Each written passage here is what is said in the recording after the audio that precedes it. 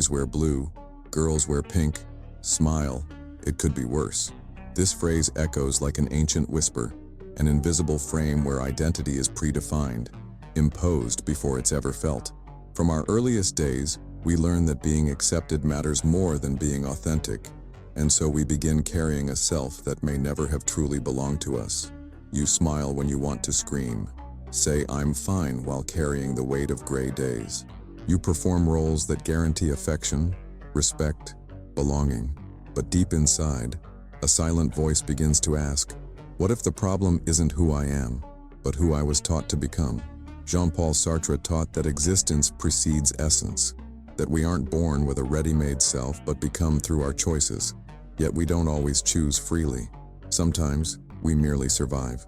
We contort ourselves to fit, to please, to avoid the searing pain of rejection for being different. And with time, this exhausts you.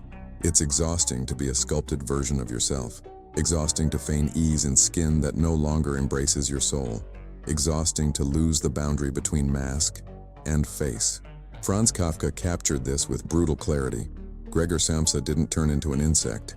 He simply awoke seeing himself as one, after draining his own essence dry, to wake as someone who no longer recognizes themselves, who can't discern whether their fatigue is physical or springs from a deeper wound, the agony of no longer being able to be.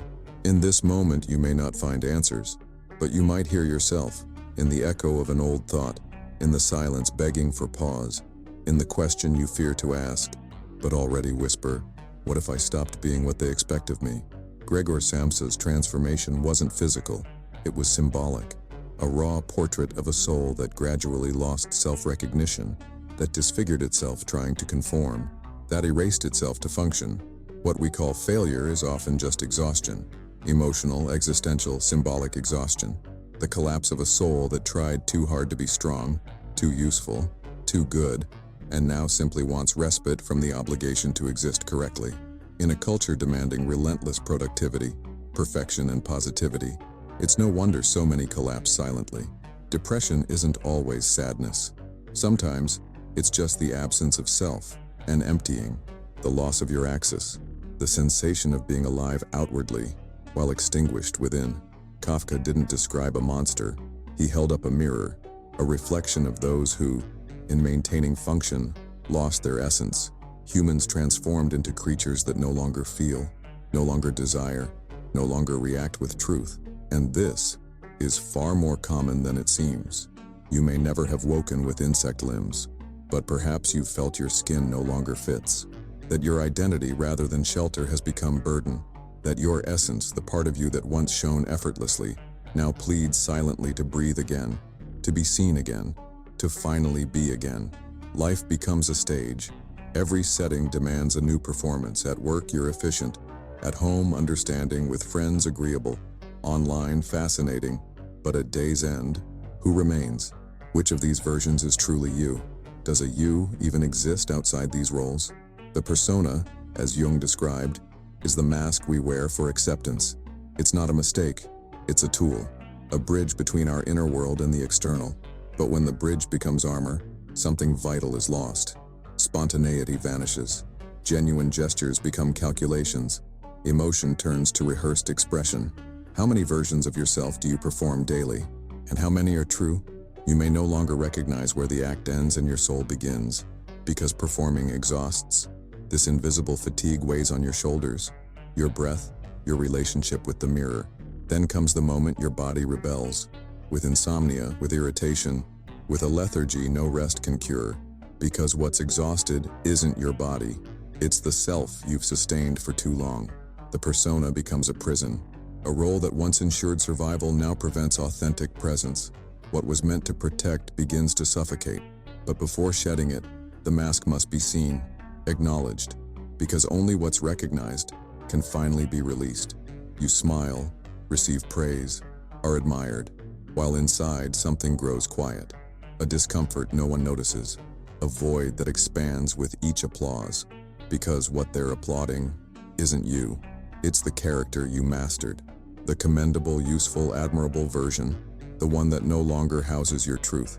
They praise your strength while you feel ready to collapse, celebrate your maturity while you feel increasingly childishly lost. You strain to maintain the image and lose yourself in it, until one day you can no longer recognize anything good in yourself, not because it's gone, but because the connection is severed. The deepest loneliness isn't absence of others, it's absence of self, even in crowds. To stand in a full room, yet feel truly unseen, because no one knows what you feel, no one sees what you silence, and ultimately, neither do you.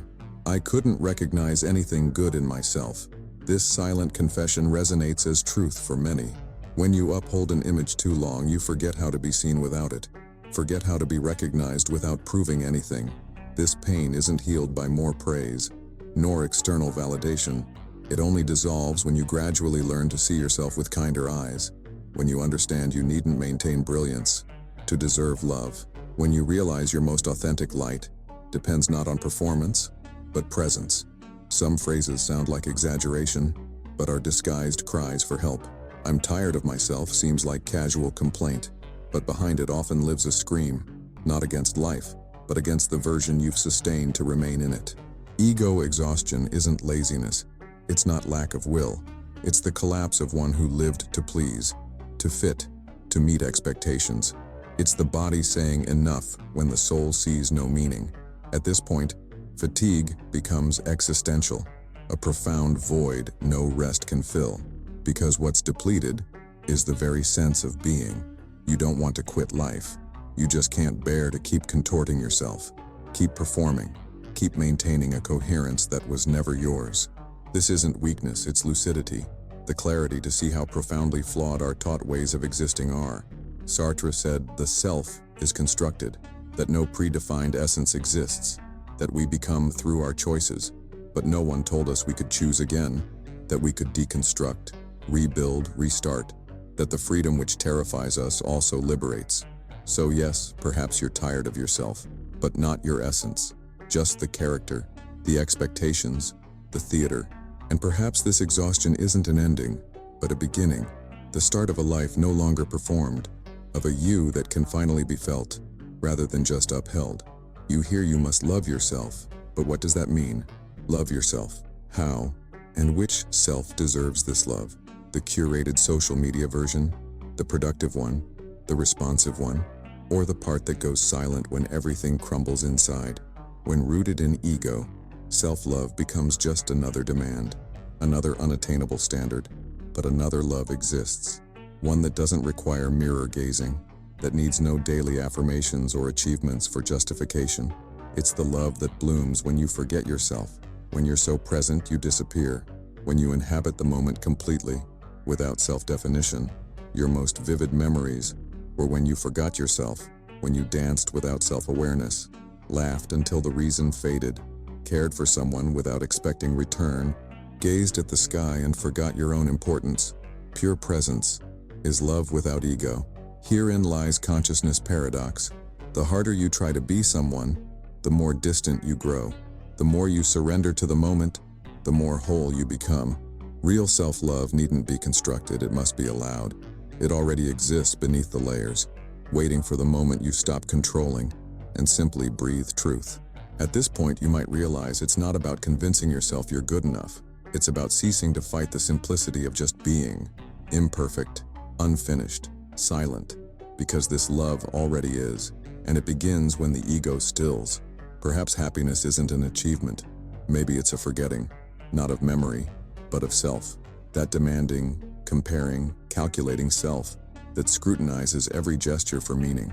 Real happiness seems to arrive when this self goes quiet, when it disappears momentarily, making space for something lighter, purer, more silent. Haven't you noticed? Your most authentic joys required no effort, sprung from no plan. They simply happened when you weren't trying to be happy, when laughing with someone made you forget time, when music made you forget yourself, when dancing, walking, sky-gazing, you momentarily ceased being someone, becoming simply presence. Be like a flower dancing in the wind, unaware of being admired. This image carries a freedom the mind rarely permits, because the ego wants applause, wants direction, wants control, but the soul just wants lightness, to feel the now without justification. The child laughing at its shadow doesn't wonder if it's beautiful, being filmed, or doing it right. It just laughs, because it hasn't learned to compare, to self-evaluate, to see itself as a project. It simply lives. And perhaps this is freedom's deepest definition. Happiness then might be this: the moment you forget who you're supposed to be, and without realizing, simply are, whole, innocent, present, without title, weight, or performance. And in this emptiness, everything fills. You grew up believing everything needed fixing, that peace would only come with order, that your life only mattered when complete, tidy, coherent. But existence wasn't made to be measured. It was made to be felt, lived with all its flaws, contradictions, and unfinished edges. You thought you needed purpose, but perhaps you just needed permission to breathe unhurried, to err unashamed, to exist unapologetically, because chaos is also sacred. The ill-timed laugh, the unexpected tear, the awkward silence, these too make us human. Montaigne said, "My trade is living, not self-correction, not optimization, just living." And Clarissa Pinkola Estes, with ancestral wisdom, reminds us the soul doesn't want perfection. It wants wholeness. To feel everything, beautiful, ugly, strange, because only thus does it become real. Flowers don't apologize for wilting. Rivers don't blame themselves for overflowing. Trees don't fear falling leaves. And you could permit yourself this too: to fall, wither, restart, without shame for appearing lost, without fear of losing control. Beauty lies not in symmetry, but truth. And truth is nearly always imperfect, yet still sacred, like you, like your story, like every attempt to continue even without understanding, even messy. Even so, not all healing comes from movement. Sometimes it dwells in pause, in the stillness between thoughts, in moments when you stop pushing forward and simply breathe. Silence. That forgotten old friend demands no answers, just presence, and offers in return a rare rest, one that asks nothing back. In slowing down, you don't waste time. You come home, to the inner space untethered from goals, opinions, urgencies, to where you can simply exist without needing to make sense, without explanation, just being. Removing the mask isn't about courage, but rest, because pretending exhausts. Sustaining a false self weighs heavy. However, beautiful masks don't let skin breathe. So silence becomes not absence, but shelter, nest, a return to what was forgotten beneath layers of effort. Sit for 10 minutes, screens off, distractions gone, no self-improvement agenda. Just be there, like visiting an old friend, like listening silently to a child, like gradually realizing what seemed distant never left. It just needed space, time, you, whole, present, silent, and yet complete. Pain needn't be solved alone. It needs witnessing, and sometimes only begins healing when meeting another pain that recognizes it. A gaze without judgment, a presence that doesn't try to fix, just stays, like a silent mirror whispering, "Me too." To philosophize is to share burdens, not with answers, but living questions, questions that lighten when divided. Because suffering hardens in isolation, but named among equals it dissolves, becomes bridge, bond, meaning. If your pain feels too vast, perhaps it just needs sharing, with someone who listens without interrupting, who isn't hurried to explain. Because ultimately every human carries an abyss, but some learn to cross it together, and this changes everything. Viktor Frankl taught that meaning often springs from connection, not perfect, orderly, constant connection, but authentic bonds, the imperfect space between two humans who choose not to flee their own darkness, and thus can walk beside another's. You needn't heal to belong. You belong precisely because you feel, because you stumble, because you continue despite fear. And sometimes this alone is enough, to be seen, to have someone stay, to find another who feels, and therefore understands. Perhaps the greatest relief comes not from victory or understanding, but finally ceasing self-measurement. Realizing life isn't an equation to solve or story to applaud, it's a crossing. What matters is showing up whole, even when you're in pieces inside. You needn't be more productive, more consistent, more happy. You need to be true to what you feel, what you desire, what you can't yet name, because only thus does freedom cease being distant ideal and begin living in your body, gestures, breath. Relax. To exist is enough. You're not a project, not a character, not a resume. You're presence. And presence needs no performance, just space. Perhaps this space is the greatest gift you can give yourself. Permission to stop pretending, and finally begin living. What you are is already enough. Without applause, without script, even on days your soul seems silent, because even silence can be sacred when it's yours, when it's whole, when it's honest.